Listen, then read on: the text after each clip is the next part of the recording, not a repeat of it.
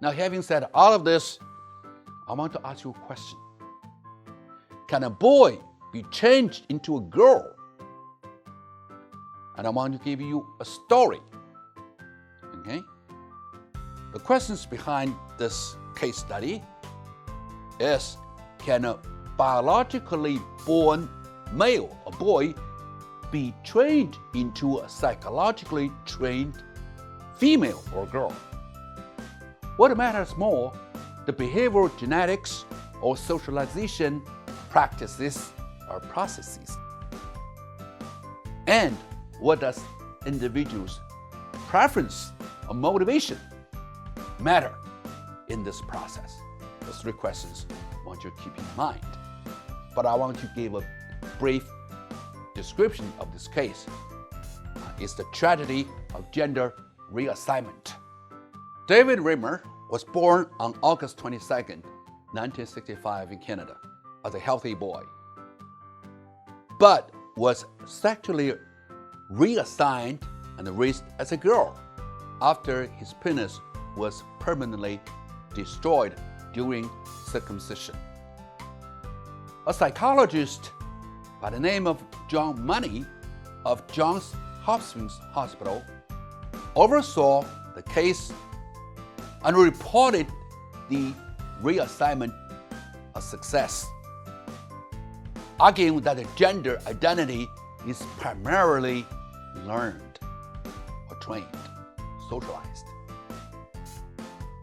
Reimer, or David Reimer, never identified as a female or as a girl, and he began living as a male, as a boy, again at age 14.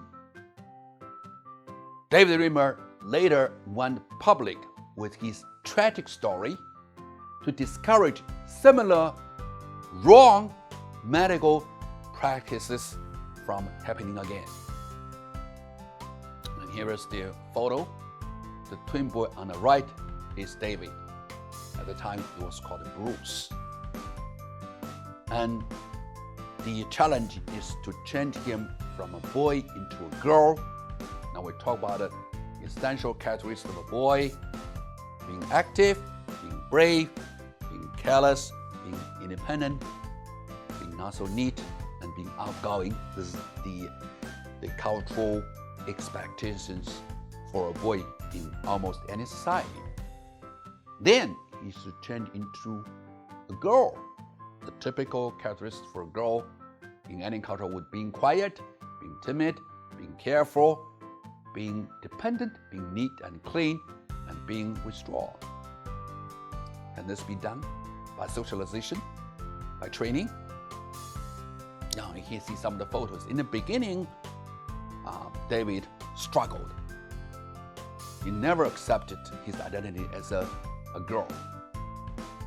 And it was until 13, finally, he learned the truth. He was born a boy, and he immediately turned back to boy. And what happened to David was a crime of bad science, which was championed by a respected Johns Hopkins Hospital sex researcher, John Money.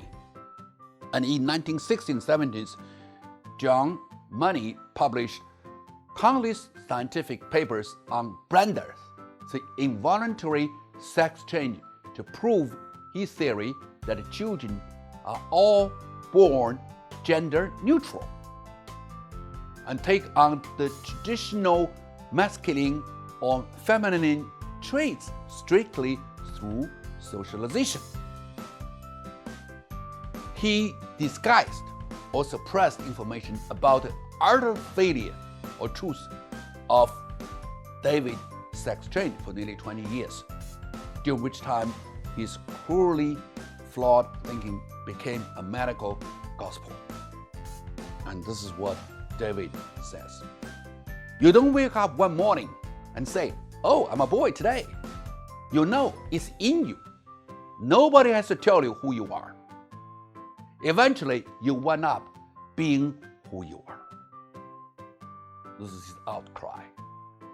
And having said all of this, let's watch this videotape about how incident. While watching it, please think about the following questions. What happened to Bruce as a boy? Why did Bruce's parents decide to change Bruce into Brenda? What happened to Brenda in her training as a girl? What happened when Brenda was 13 years old? What did David want to do with Dr. Money? And what do you learn from watching this video? So let's look at it.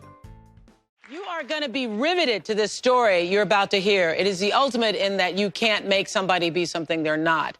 It is known in the medical community as the John Jones case. It is the story of a baby boy who was surgically changed into a girl after there was a botched circumcision. And for the first time in 34 years, the man who grew up as a girl is going public to share this incredible ordeal. Take a look at this. In 1965, Janet Reimer became the proud mother of identical twins. The baby boys, named Bruce and Brian, were strong, healthy, and happy. At 8 months, Janet took them to the doctor to be circumcised. I wasn't worried about the boys going in for circumcision at all because I had been led to believe by the doctors that it was common, ordinary practice, and I didn't know I had anything to worry about. There was nothing ordinary about what happened next. During the circumcision on baby Bruce, there had been a horrible accident. What they did was turn up the cauterizing iron to a high heat and burnt the skin, and it was as if there was hot flesh cooking. There was a sizzle and a poof, and the penis was gone. According to the doctors, nothing could be done for this infant. After several agonizing months, the Reimers learned there might be a revolutionary solution. They agreed to a radical treatment known as sexual reassignment at Johns Hopkins Hospital.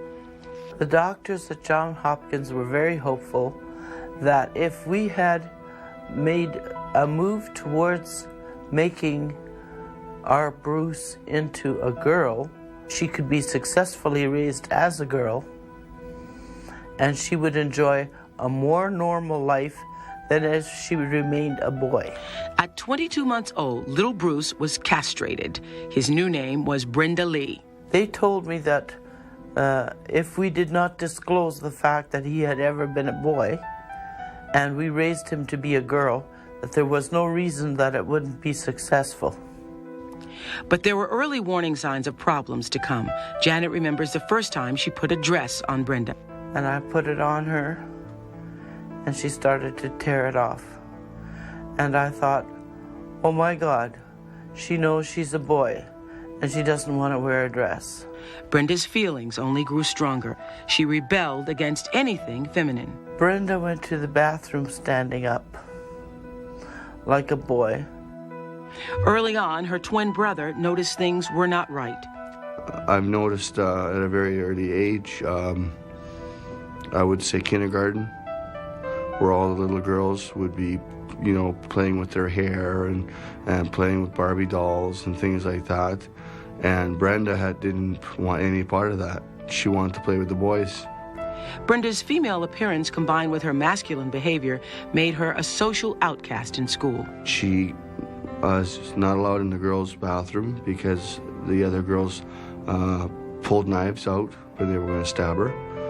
She couldn't go in the boys' room for obvious reasons. So she had to go outside and go to the bathroom in between the schools in the parking lot. Brenda reluctantly took the female hormones prescribed to give her a feminine figure. She fought the transformation all the way, never knowing why. She knew she wasn't a girl, but she was told she wasn't a boy. So she was confused. She thought she wasn't it. At age 13, doctors felt Brenda was now ready for a special surgery that would give her a vagina. She rebelled. She ran. She ran on top of the roof of the building. She said if she had to go to see the doctor again, she would commit suicide. And that was the last trip. No longer able to live with this secret, the Reimers told Brenda the truth. When we told Brenda, We asked her forgiveness, and she graciously gave it to us. Brenda changed her name to David and began the life nature had intended as a 14-year-old boy. God has given her a very loving, forgiving heart. But it's another thing to forgive yourself. What a long, strange journey, to be born a boy named Bruce, to live a nightmarish existence called Brenda, to discover, as David, that nothing about life, past or future, would ever be easy and might not be worth living at all. You got no right to say that life is worth living if you haven't worked a mile in my shoes. That's how I felt. I'm a little angry. David, now 34 years old, is glad he was saved, but the anger is still there. Anger for all he's been through, for living a life that was a lie, for never feeling like a real person, and for never knowing why he was the way he was. Well, I just assumed I got some sort of an accident, but I didn't know what. I thought of myself more of an it than anything. You could put anybody in a dress, it doesn't make them a woman. It's ridiculous. And ridiculous is how David says he felt as a girl, never fitting in, never wanting to do the things other girls did. Even though his childhood now seems a lifetime away, David's memories of that time are still fresh, bitterly fresh. Kids are cruel. It's not good enough that they leave you alone. They don't like you. They gotta pick on you. They gotta harass you, physically attack you and embarrass you. It was very lonely. If there was any vindication for David, it came when he finally learned the family secret, that he was born a boy. And suddenly it all clicked. I'm not the one that's crazy. You know, all the things I wanted to do all along, they all made sense. But for David, there was still a lot to be angry about, like the botched circumcision that started it all. David decided to confront the doctor responsible, and he brought along a gun. I kind of weaseled my way into the doctor's room, and I had told him who I was, and his head went down. He knew. He recognized. And then I was yelling and screaming at him, and I looked at him, and he was almost driven to tears. Didn't really intend to kill him. At the time, I did. But I felt sorry for him again. Now you have watched it. You must feel very saddened of the whole incident. For what is called the bad signs that should not have happened. Because, however successful John Money could claim, he overlooked one important factor, the motivation. Whether the person wants to become a boy or girl against his biological gender identity. To make things worse, David Reimer committed suicide on May 4th, 2004. And this is his last picture. What do you have to say? Nature, nurture, what plays a bigger role? Well, I want you to think about this question, because it matters a lot for how we change our personality or how we develop our personality.